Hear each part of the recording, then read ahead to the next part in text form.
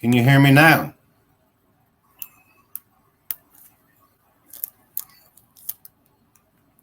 Yes. Can you hear me now? All right. Now that the sound's working. Yes. Can you hear me now? All right. Now that the sound's working. Yes. Can you hear me now? All right. Now that the sound's working. What would it be like to live in an era of geoengineering? What would it be like to live in an era of geoengineering?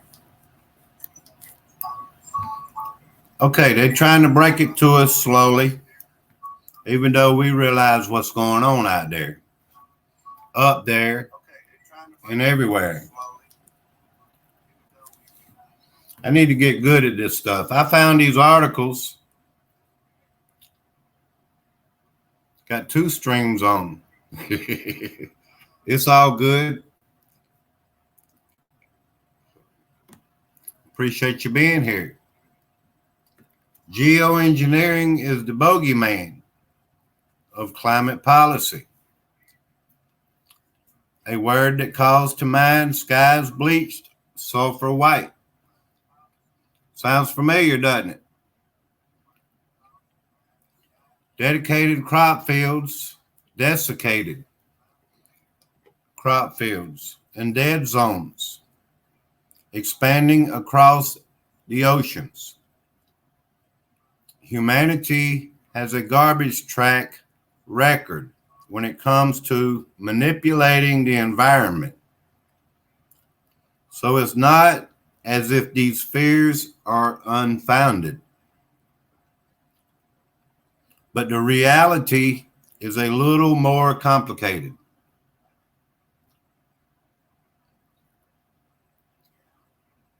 The conversation surrounding geoengineering can be divided into 2 broad categories: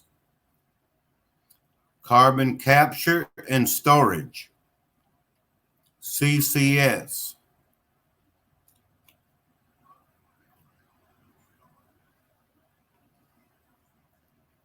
which sucks carbon out of the air and stores it as liquid or rock.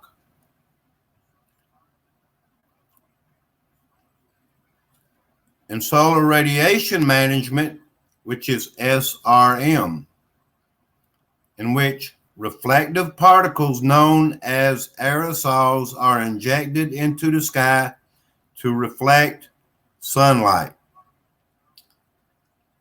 Both of these are extremely nascent technologies. And SRM, which is solar radiation management, is by far the riskier proposition.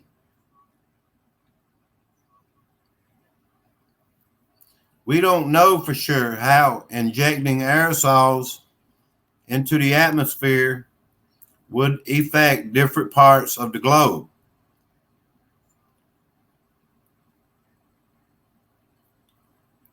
And if we began, it would be very difficult to stop.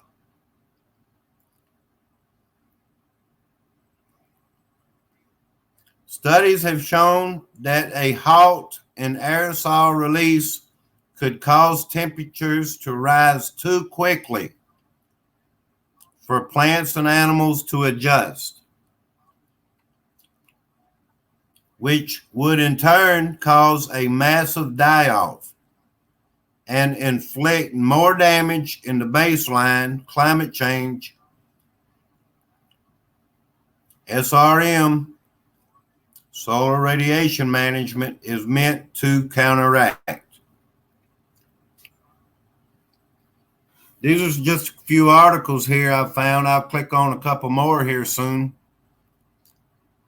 Let me keep reading a little bit. If y'all don't mind, listen, please. I used to listen when I was into Ancient Aliens. Well, thank you, Jason, for being here. CCS is, at least upon first glance, more straightforward. Large machines would suck carbon out of the atmosphere and safely store it away. The long-standing opposition to this mitigation method from the environmental left isn't based in fear of the technology, but rather distaste for the people advancing it. CCS research has long been a pet project of the fossil fuel industry, a last-ditch effort to buy themselves some time and maximize their profits. Another argument against is that it doesn't really exist on a meaningful scale at this point. The International Energy Association recommends that 3,500 CCS plants be operating by 2050.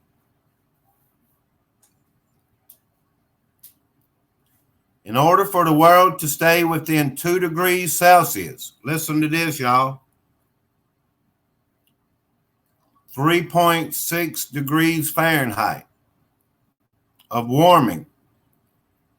But at the moment, only 22 facilities are expected to be operational by 2020. CCS, remember now, it's right up there, carbon capture storage.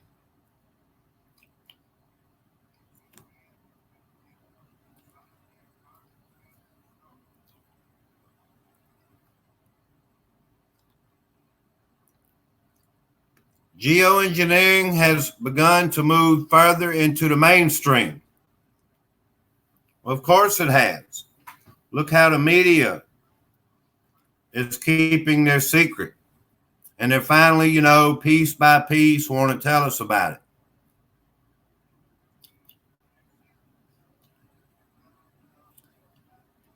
I'm going to read that again. Geoengineering has begun to move further into the mainstream, though.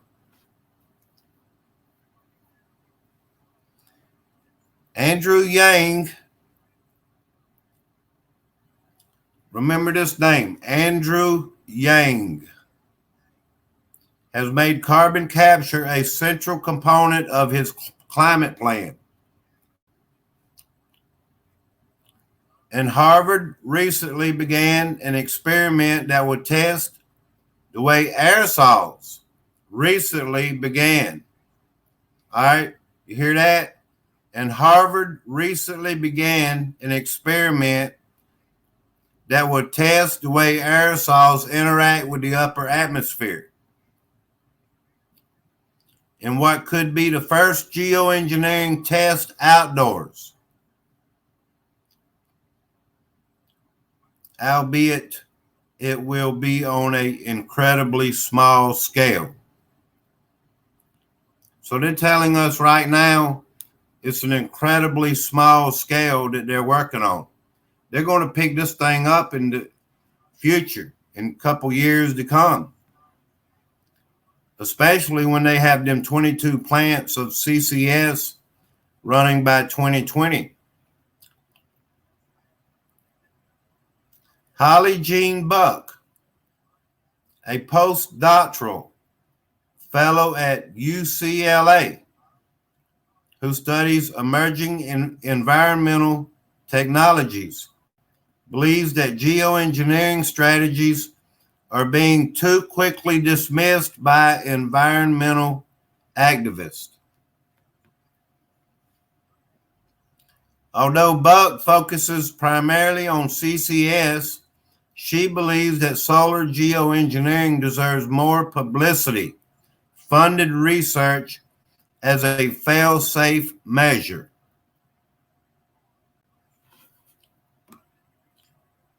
Where do these people come from? You can't make this stuff up.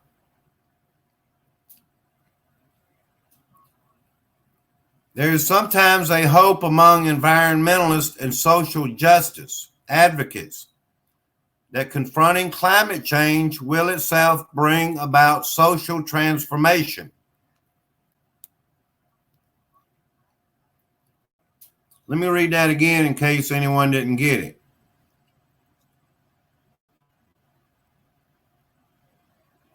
There is sometimes a hope among environmentalists and social justice advocates that confronting climate change will itself bring about social transformation, that it will flip us into a new narrative that could take on the climate population challenge. Climate population challenge. I don't have to explain all this. People like Jason and Miss Polly, they know what all this means right here. Buck writes in her new book, After Geoengineering, Climate Tragedy, Repair, and Restoration. So they realize they're damaging the planet, and they're going to have to repair and restore the planet. However, I think there are plenty of scenarios where we deal with climate change in a middling way that preserves the existing unequal arrangements. They're saying that what God has given us is all unequal, and they can make it all equal, leaving us not with a new dawn, but with a long and torturous afternoon. I've always said when man or woman or man in totality messes with the environment, they're trying to change what God has given us, okay? After Geoengineering offers up a best case scenario for geoengineering, an argument for why the left should engage with carbon removal technology. Carbon removal technology. What are they going to do? Suck air out of our atmosphere? They think they're going to remove carbon monoxide. Well, you know, carbon is part of our makeup. We adapt. I mean, do they really think that our SUVs are destroying the planet? It doesn't make any sense. And a few ways we might avoid that torturous afternoon by reclaiming the direction of tech from industry executives and coupling it with large-scale social change. What's their social change? Put everybody into cities and manage their vehicles and how much you can use electricity and all that stuff. Earther spoke to Buck over the phone about her book and vision for the future. The interview below has been edited and condensed for clarity.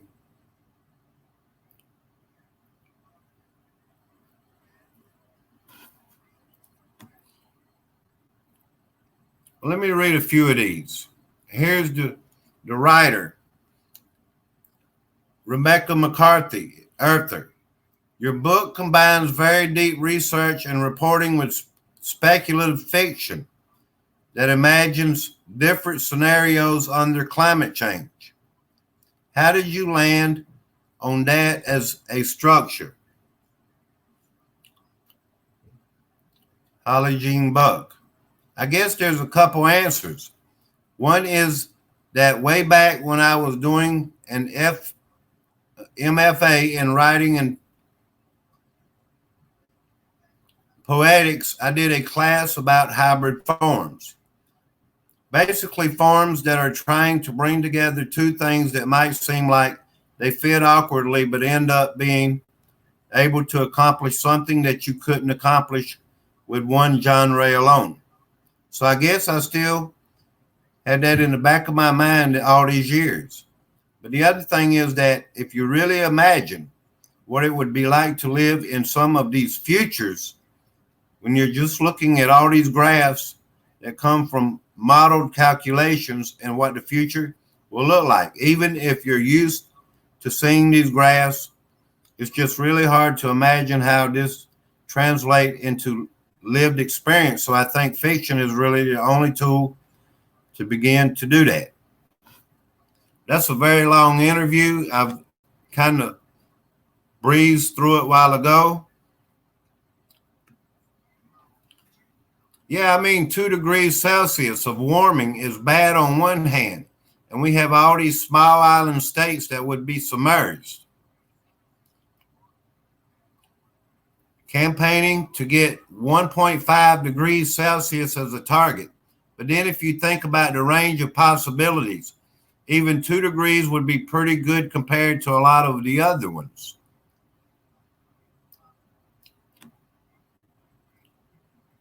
I think we need a lot more visions of ways to go forward. We need an exploding diversity of good visions, so they say. All right, yeah, I wanted to click on this other thing down here.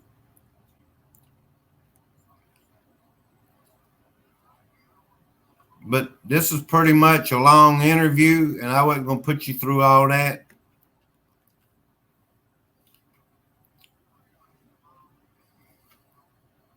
Yeah, this is a whole list, a genre of things right here. I'm going to click on this first one, the machines that could darken the sun to stop climate change. The machines that could darken the sun to stop climate change. Let's click on that.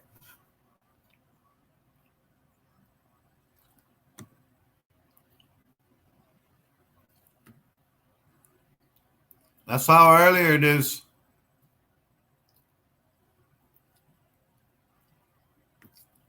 something from The Simpsons. Look at there how they want to put a shade over the earth, thinking they're going to cool it. That's like a blanket, you know? Let's read a little bit of this article, if you don't mind. This says Robin George Andrews. What could possibly go wrong?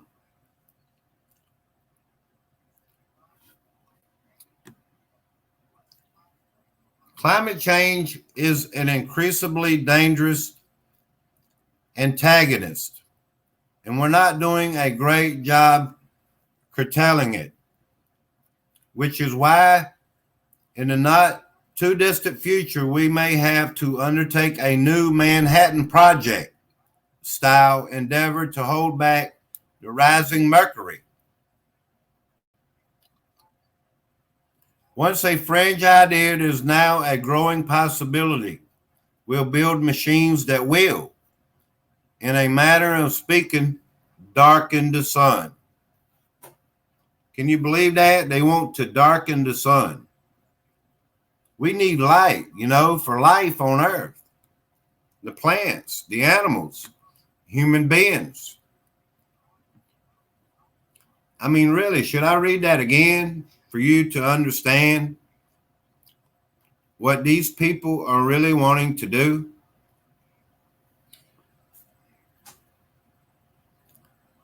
I'm going to read it again. Climate change is an increasingly dangerous antagonist, and we're not doing a good job curtailing it, which is why in the not too distant future, we may have to undertake a new Manhattan Project style endeavor to hold back the rising mercury. Once a fringe idea, there's now a growing possibility we'll build machines that will, in a manner of speaking, darken the sun. Let's go on. There are several variations on the so-called solar geoengineering thing, but they all have the same end goal: using aerosols to blanket our atmosphere with reflective particles in order to quickly lower global temperatures. There's been a lot of discussion on how this might go wrong, but much less on the technology needed to make it work. So what would our hypothetical sky-altering solar radiation management machines look like? I'll show you here in a minute, but I'm going to keep reading. To answer that question, we first need to understand what these machines would actually be putting in the sky. The ingredients required to create a nebulous skyward mirror range from table salt and aluminum oxides to obliterated diamond dust. The one that receives the most attention, however, is sulfur.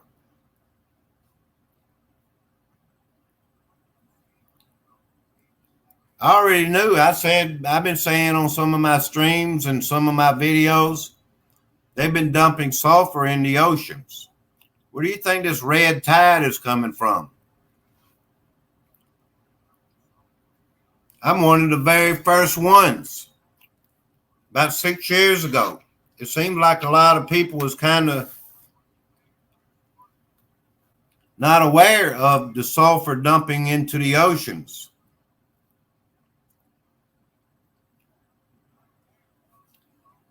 Volcanic eruptions are known to sometimes effuse vast amounts of sulfur aerosols into the stratosphere, a layer of our atmosphere that starts at a height of 9 miles up.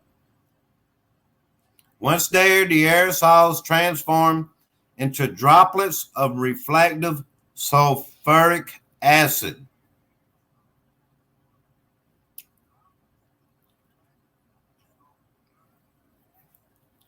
From geological records and from present-day observations, see, for example, Tambora's 1815 outburst or Pinatuba's 1991 furious fireworks show. We know sulfur-rich eruptions can briefly chill the planet by a degree or more, and sometimes even rob the world of a summer or two. But they sure didn't rob the world of this summer because it's really been hot. This, crudely speaking, is natural SRM. All we have to do to postpone the apocalypse, see how they want to put that fear in everybody's mind? All we have to do to postpone the apocalypse then is reproduce this artificially. And that's where things get complicated. Machines capable of directly depositing a payload of sulfur gas into the stratosphere would need to be perfectly situated, operated, and designed. So I guess these people think they have the technology and the know-how where they can just perfectly arrange our environment to what they think is acceptable. The quality of aerosols they'll deploy will be in the millions of tons. Unlike carbon dioxide emissions, which linger up there for decades or centuries at a time, sulfur sifts out from the atmosphere in just a handful of years. Our SRM machines then would have to operate perhaps perpetually, continually refueling the shield.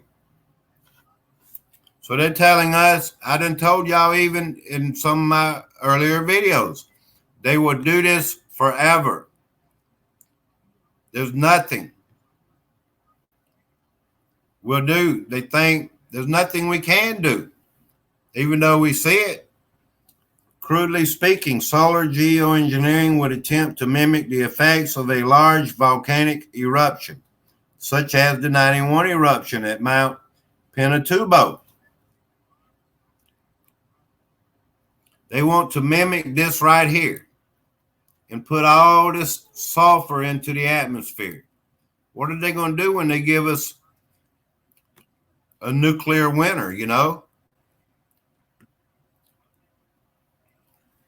With few localized field testing experiments having ever taken place, machine designs that match these criteria are little more than concepts at present, ranging from buoyant inventions to ballistic projectiles. Ballistic jet projectiles. So what they're saying is they're going to blast chemicals and sulfur and things into the stratosphere. I believe delivery of the sulfide gas into the stratosphere is how do you say that word? Investigated either by artillery shell. They're going to bomb our atmosphere. High altitude weather balloon and even aircraft. Ian Stimpson, a senior lecturer on geophysics at Cal University, told Earther. All right, I'm going to keep reading if y'all don't mind. This is good information. The idea for artillery shells makes a prominent appearance in a 2009 study, which looks at a range of SRM methods, but it can be tracked to a 1992 U.S. government-sanctioned publication on the subject. Using naval rifles, as the report calls them, we need to fire roughly 8,000 shells skyward each day to achieve significant coverage, which would cost as much as $30 billion per year, probably far too expensive. Artillery shells aren't the only militaristic options, though. Missiles are investigated in a 2012 study, but even retrievable and reusable projectiles are estimated to cost tens of billions each year. The thought of using cold gun systems that fire relatively light ferromagnetic slugs is also floated in the 2012 paper, but sulfur adaptive systems don't exist yet.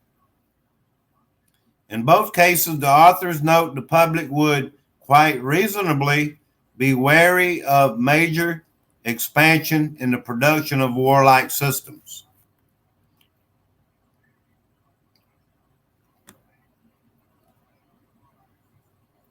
Those high-altitude balloons Stimpson mentions are also explored in the 2012 study in various forms, including ones loaded with sulfur compounds. There's that word again, sulfur. But you'd need tens of millions of them per year. Not only would this scheme be as pricey as the artillery shells, the plastic debris raining down on the planet would be decidedly unwelcome. Did anybody hear about this plastic in Colorado that's been in the rain? But let me read this little last sentence again. Not only would this scheme be as pricey as the artillery shells, but the plastic debris raining down on the planet would be decidedly unwelcome. See, this is where all this is coming from.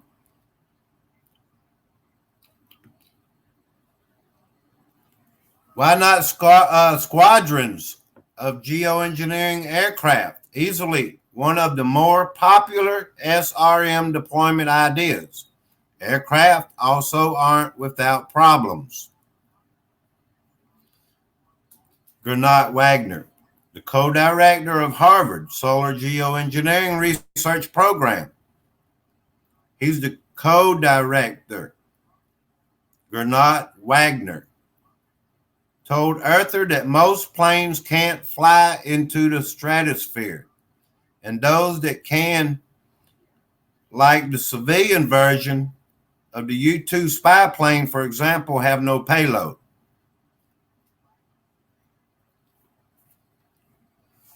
Still, Wagner thinks aircraft might be the best option we've got, suggesting that a little bit of mix and match of pre-existing designs is all that's required to create a plane optimized for SRM. The most prominent delivery mechanism would be newly designed, newly built airplanes, ones with a fairly large body to deliver a few tons of sulfur material at a time into the stratosphere. With that in mind, Stimson opined that adapted KC-135's mid-air refueling tankers belonging to the U.S. military may work. They can, as the moniker suggests, already reach the stratosphere. So is a little tweaking all that's needed to turn them into SRM machines. Yes, I think it is certainly possible in the not too distant future, a spokesperson for the UK Civil Aviation Authority told earlier.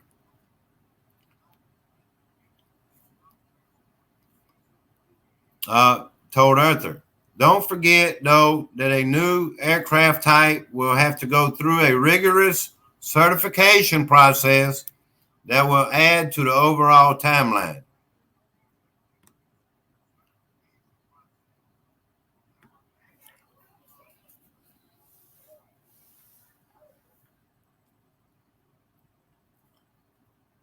So I think right here they're showing us what they're using. This is a modified version of the KC-135R stratotanker pictured above. At the left, refueling a fighter jet. At the right, might be used to deposit sulfate aerosols in the stratosphere for geoengineering. Why are they putting that word might? Is this what they're using?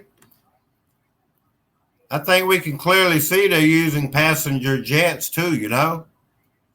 Would there be pilots involved?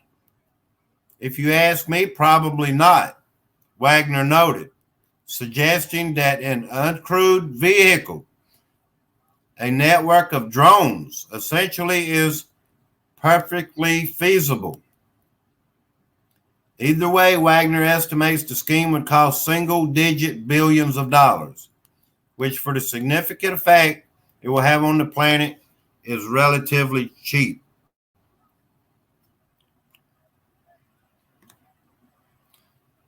The stratospheric particle injection for climate geoengineering.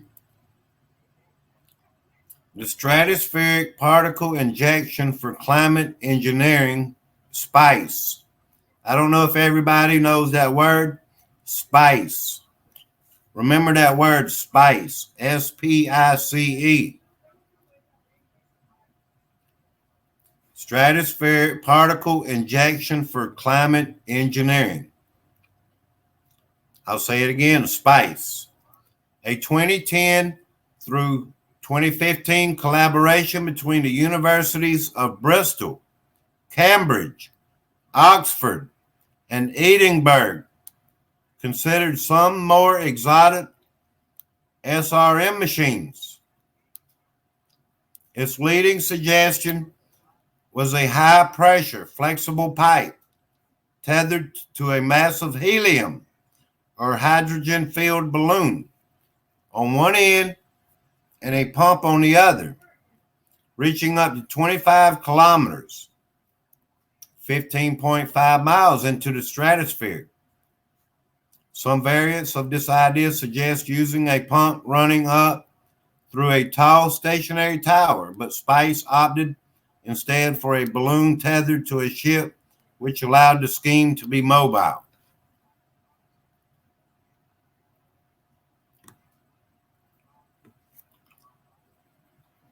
The concept was due to be tested on a very local scale. Wide pipe that would have injected harmless water into the atmosphere. Sadly, due to various conflicts of interest and governance troubles, the test was canceled in 2012. At this stage, it's unknown what materials will be needed to construct a larger scale device that could withstand the meteorological extremes up through the lower atmosphere. And it's not clear precisely how many balloons around the world would be required to deliver enough sulfur.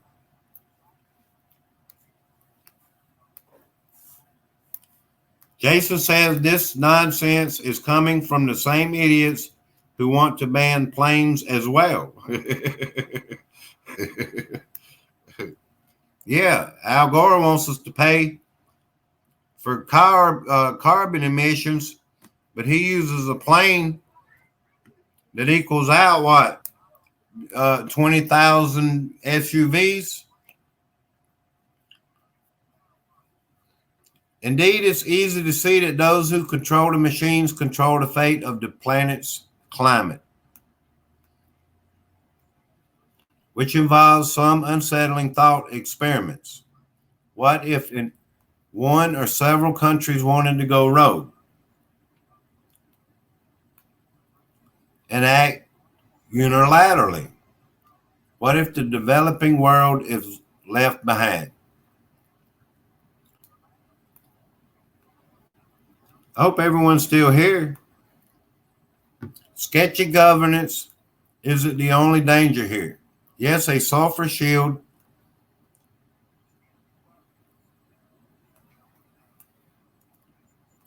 will very likely ensure that global warming would slow down or stop if it's sustained. Studies disagree, however, on what other unintended effects SRM may engender, and dramatic changes to precipitation patterns remain particularly enigmatic and potentially devastating. So they admitting this will cause a major problem.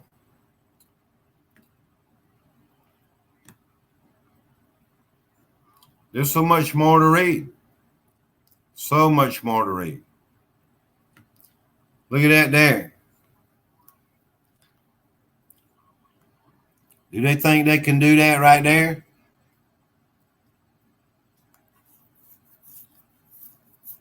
Are you sure it's not hamburgers, Dave?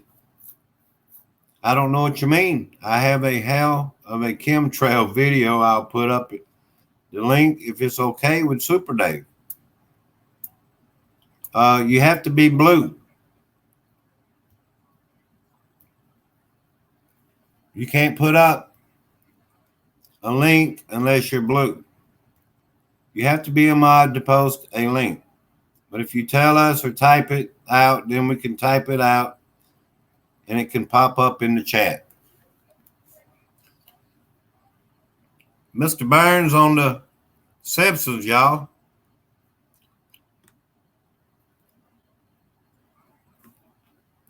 All right, look at that solar shield. That gift is too quick. Is that a machine there that would block out the sun? I know this is all animation.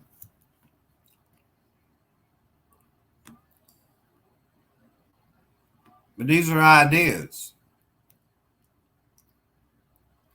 I don't know if you can see the pictures good.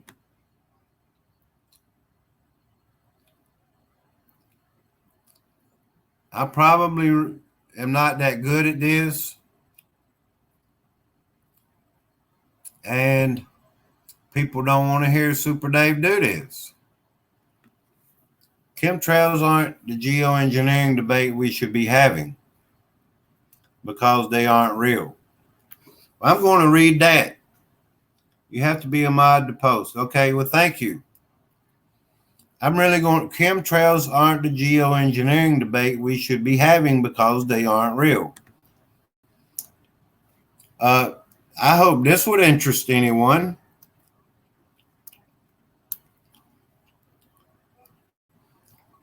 And everyone. How about that? Are they real? Of course we know they're real. Mike's Hamburgers or Birds videos.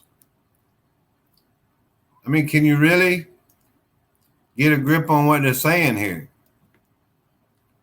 Chemtrails, excuse me. Hello, Valiant One. Thank you for coming in. Chemtrails aren't the geoengineering debate we should be having because they aren't real. I'm going to read some of this. Gernot Wagner filed to Solar Geoengineering. I think this article's a little old, but I'm going to read it. I hope you don't mind. Maybe we'll learn something because this is the first time I'm going to read this one here. Solar geoengineering is controversial, and for good reason. It describes a set of technologies. Here, I'll show you that trail again, Jason.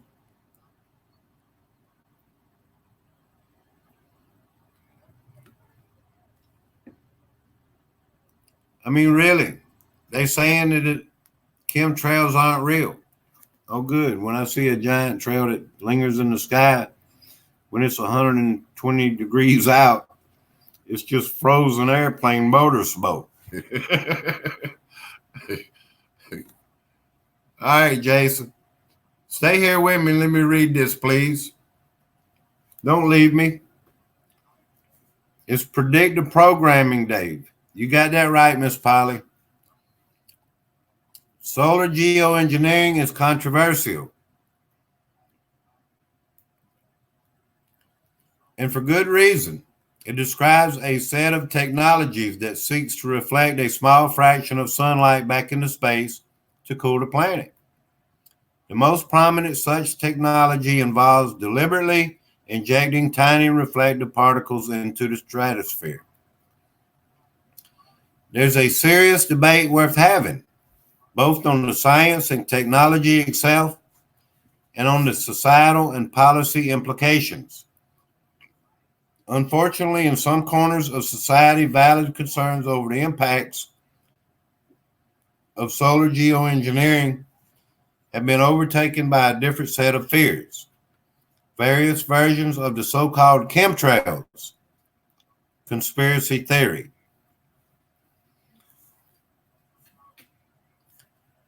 Y'all, if we call them chemtrails, people are going to look down on us, especially well-educated people that's in these so-called colleges and universities, and these scientists, researchers. I know we call them chemtrails, and that's what they are.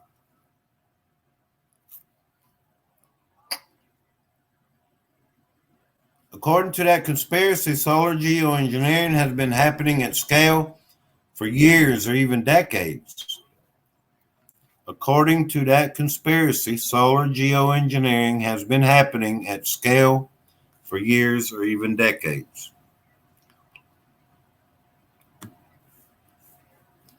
The conspiracy isn't exactly small. Around 60% of all social media discourse on geoengineering is conspiratorial. According to co-authored research I published last year, a representative poll of the U.S. public reveals that 10% describe the conspiracy as completely true. Another 20 to 30% say it is somewhat true. Belief in the conspiracy appears across party lines, and it can get rather personal. Most versions of the conspiracy involve planes crisscrossing the skies, spraying toxins, turning ordinary contrails into chemtrails. Motivations range from weather modification. And yes, there are serious research efforts on that topic to mind control or worse. No surprise. Twitter and other largely anonymous online fora allow this community of conspiracy to flourish, necessitating responses showing that no, NASA does not have a cloud machine, but is instead testing its rocket boosters. Programming.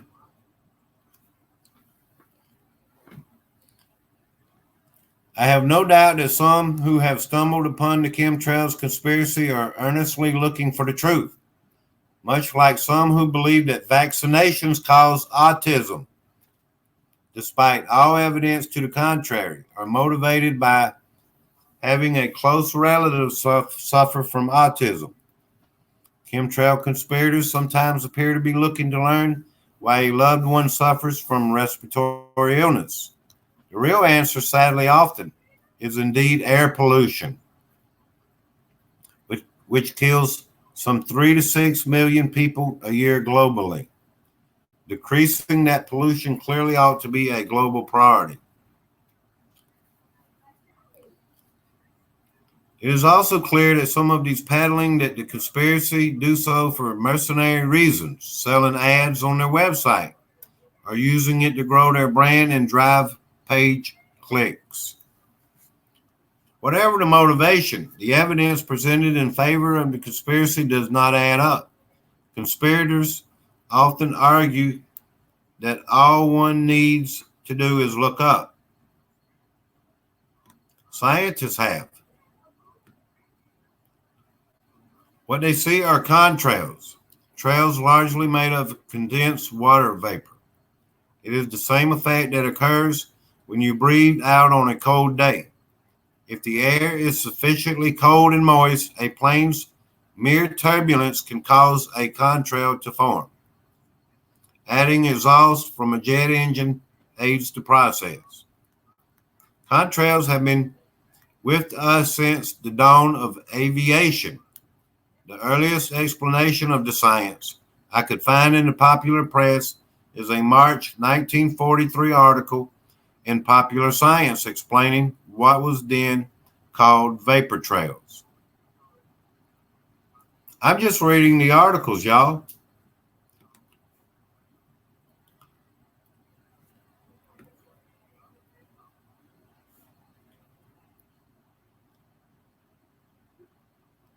The number of contrails, of course, has since increased dramatically, in line with the number of planes in the sky. And yes, those planes pollute.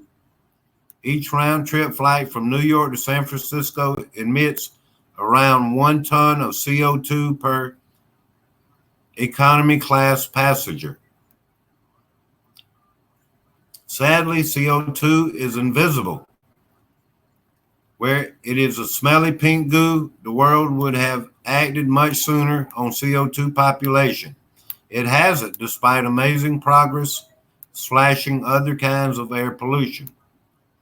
In fact, some of the progress reigning in air pollution, such as the sulfur dioxide coming out of smokestacks, leads to serious climate trade-offs. While outdoor air pollution kills, it also inadvertently counteracts some of the warming effects of CO2. Removing all such air pollution, while clearly positive for human health, could indirectly cause a lot of harm as the planet warms even further. The result is what Nobel Prize winning chemist Paul Crutzen in 2006 described as a catch-22.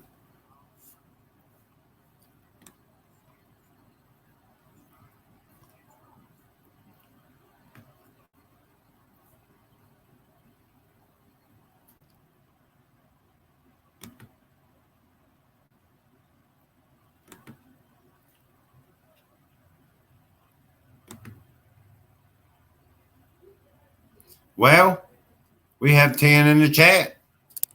Well, hello, everyone. Jason, Terry's Theories, Shanna Honia, Fallout Shelter, Miss Polly.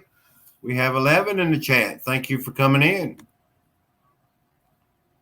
I'm 57 minutes into my live stream. I read for nearly an hour. Well, hello, Ryan. I appreciate y'all being here.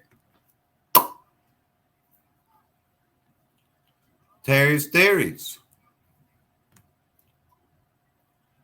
I like having good moderators. Valiant One, their lies are easy to counter. They sure are.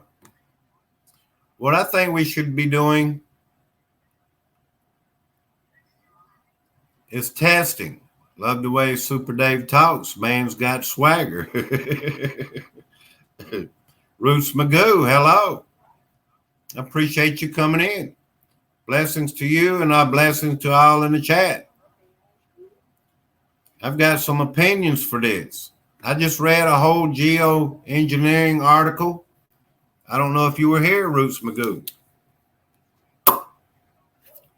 People want to come in and grow, but Super Dave needs to learn how to do some of these things, you know?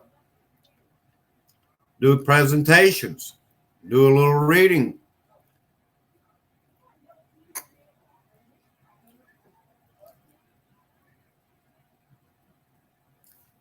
Appreciate you watching, Cafe.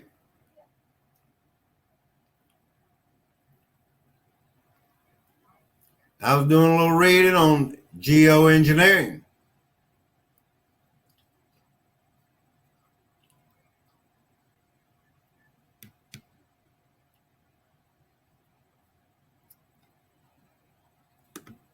I can kind of go back to it.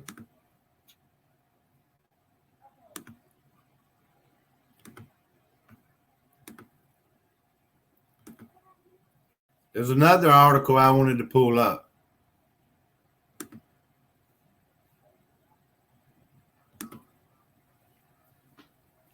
I think this is great that you're covering this subject today. David, it is something many people are unaware of or think is make-believe. Dave, reading about vaccines, what I wrote. Well, here I have to go back a little bit. I see 3 dots. Is the article that liar said autism is not caused by vaccines correct? Well, I say look at the Amish. No vaccine, no autism. Well, you got a dang good point, don't you? Yeah, I sure just read that, you know? I sure did. They're trying to pre-program our minds and make the public believe things that's not true. All right, we can read a little bit more here if you stay with me a little while. I appreciate it. I really do. Why is the scariest response to climate change is finally being taken seriously? All right, there's like 6 subjects here. Millennials can't buy homes, but can they buy that the earth is flat?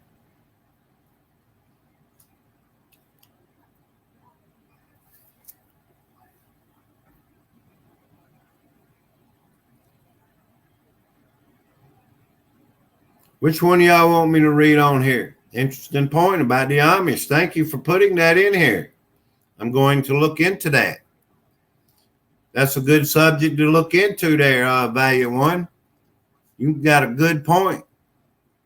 You really do. Any plan to geoengineering the planet must include the global south. That was done for my master's degree in 2008. I'm sure, I hope you didn't have a dang liberal Democrat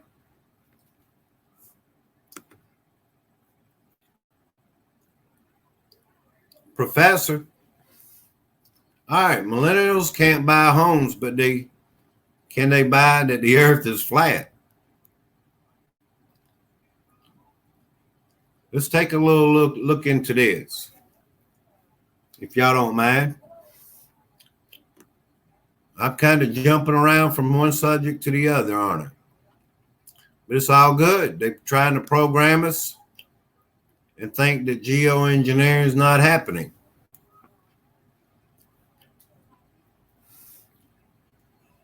We know that geoengineering is happening.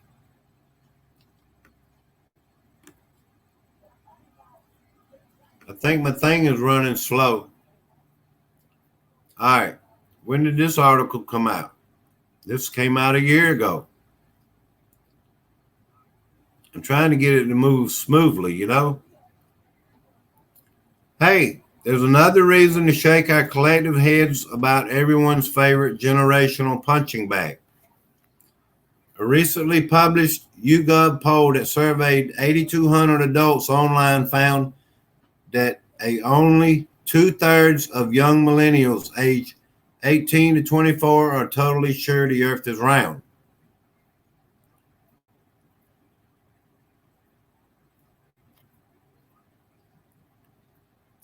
Look, I love shitting on millennials. That word is in there, it says. To compensate for my fear of growing old and irrelevant as much as the next person. And this poll is pretty damn embarrassing for the youngs. But let's slow down and talk about what it's actually telling us. Actually, let's pause to note the flat earth theory is bullcrap, despite what you, along with Kyrie Irving, may have learned on Instagram. Y'all, I believe this is just bashing the thing, you know? Let's go on. First of all, the poll doesn't tell us 1/3 of millennials believe the earth is flat. Only 4% actually think the earth is as flat as a piece of avocado toast. A low percentage right in line with other young age groups, not a disturbing percentage. 9% have doubts the world is round, which is higher than other groups, but not vastly bigger than the 6% of 35 to 44-year-olds, 35 to 44-year-olds who do, or the 5% of overall respondents. Another 16% listed their views as other or not sure.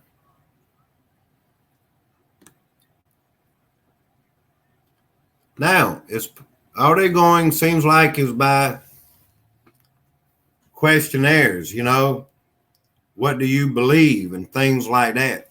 Now it's possible the explosion of flat earth content on Reddit, Twitter, and Instagram could mean more young millennials are exposed to the debunked theory, according for the relatively high number who didn't vehemently affirm their belief in a round earth. But there may be another explanation that's also very much tied to social media. They're blaming it all on social media. That's what it looks like to me. Earther's social media editor and resident millennial expert Emily explained to Mr. Krusty old self on Slack that it's possible many like to do things solely ironically, because everything is bad and nothing has meaning. Being a young flat earther is a very edgelord thing. Or maybe they're just sick of being asked dumb survey questions.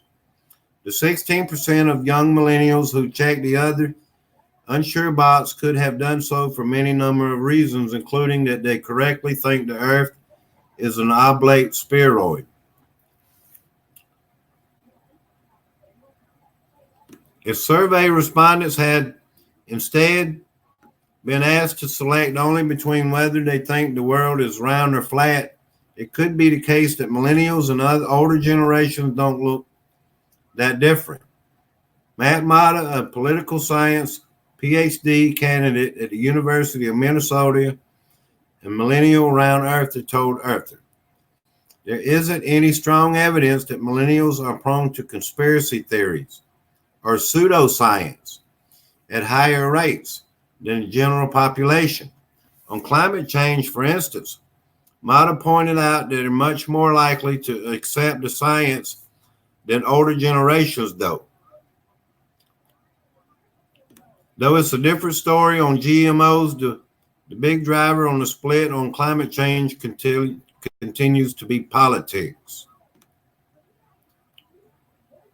That's because they're making it political. Al Gore. It all goes back to his crap. When it comes to the geoengineering, which brings us back to the Flat Earth Survey. It shows that religion was the biggest predictor of flat eartherism. Religion, they're blaming religion. Respondents that were very or somewhat religious accounted for 75% of all flat earthers surveyed, though the poll doesn't list who it counts as flat earthers.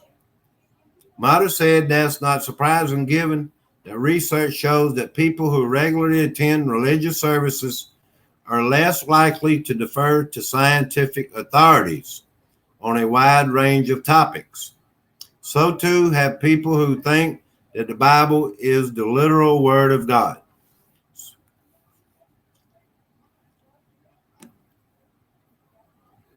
I'm just reading the article, you know. That's all I did. The article is over. So they're pretty much saying that if you're religious or read the Bible, that you most likely think the earth is flat.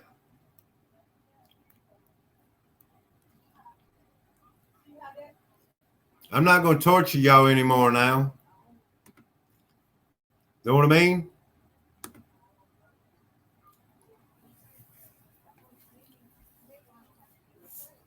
I'm sorry to hear that, Jason. In Sunrail, Mississippi, home of one of the most famous Freemason temples.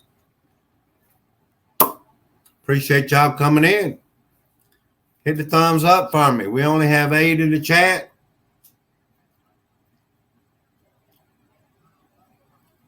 Y'all are the loyal people, the ones that's here in the end. I won't torture you anymore. My little saying is like to say is it doesn't matter. If it's flat, round, or square, they're still poisoning our air. Well, hello, open your eyes, peeps. I waited for you. Appreciate you coming in. I really do. It's good to see you. December 17th, 2011. I missed something, Jason.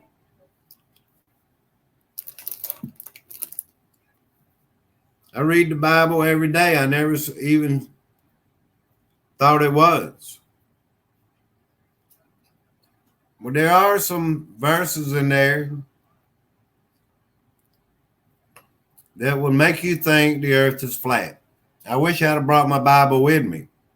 I need to write these verses down. For real. The 4 corners of the earth. That's one. What's up, Pete's? Blessings to you, brother mines. Thank you very much for coming in. Polymer calls me babe. Thank you there, Miss Polly. Genesis. Exactly. In the beginning, God created the heavens and the earth. I can't remember I need to write this stuff down. But yet, yes, but I always kept it in spirit. We have 9 in the chat. I thought maybe showing my face, people would come back. They didn't come through. It's been an hour and 11 minutes. It is in Genesis. The firmament. I do remember that. That's another thing that would make you think the earth is flat. Disagreeing on things is fine as long as done in respect. But sweeping non-truths under the carpet to hide them away and avoid them doesn't help anyone. Good point. Dang good point. Well, hello, valiant one. It's good to see you again. Genesis. I won't torture y'all no more. I'll come back tomorrow and do what I normally do. You know what I mean? I just wanted to see how this would go. I'm going to review over my video.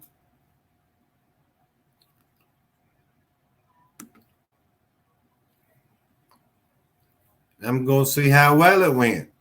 I appreciate everyone coming in. I don't have to have 20 every night. If I go back to what I was doing, I'll get 18 or 20 in my chat. Sounds good. If you get bored, do another one later. Good idea. I could torture you twice in one day. Thank you, Jason. I appreciate you coming in. Always looking forward. It's always nice to change it up. That's what I'm talking about. Do a little exploring out there, you know? I've been changing up a lot here lately. I even did a video about Chick-fil-A earlier, how their restaurants are the cleanest, but they have the slowest drive-through. Let's see Wicked's discounts. Let me check it for review here. I just want to stop in and say I stopped watching.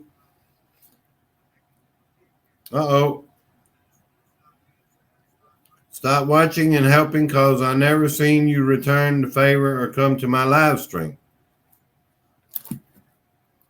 I'm sorry to hear that.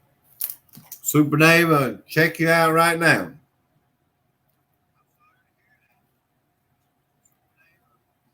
You're right. I will always say when I'm wrong. I am not subscribed to your channel. Let's hit this little button here.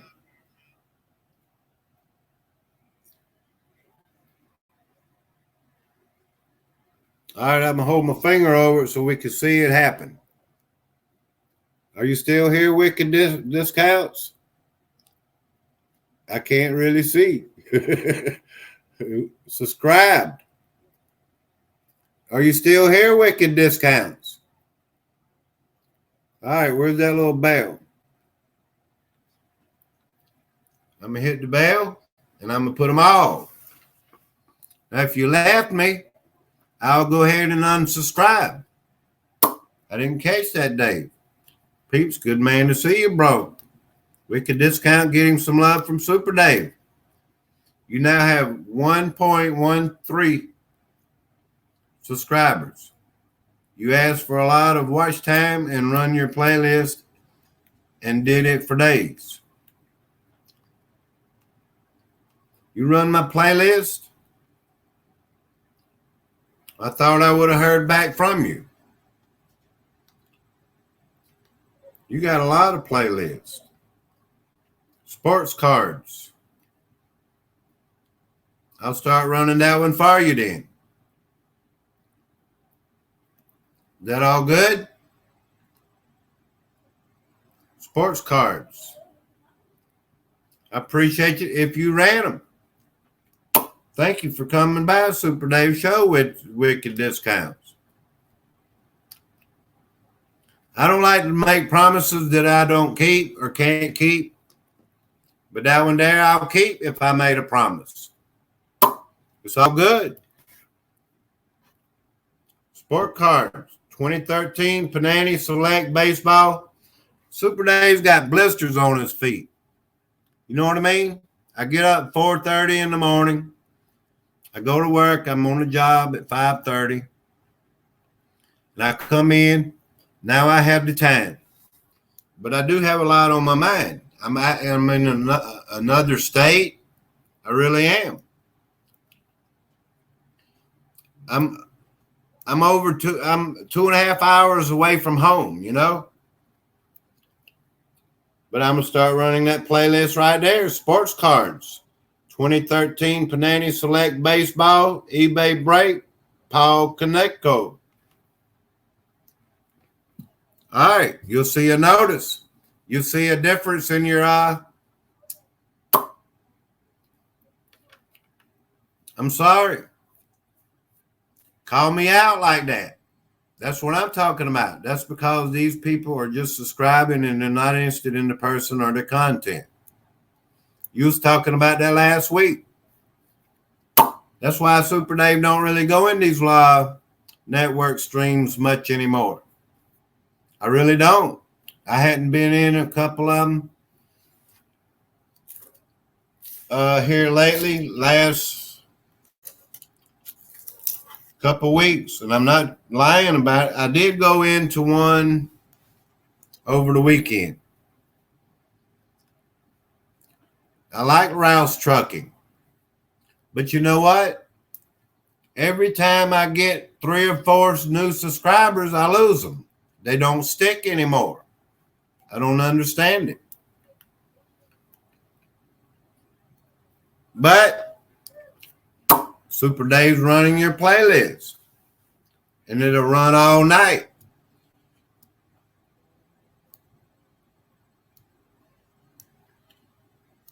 Take the needle and make a small puncture in the blister. Allow fluid to completely dry. All right, Ryan, I'm going to put some lotion on my feet, man. I ain't doing all that. Y'all have a good night. I appreciate it. You funny, man. Oh, Lord.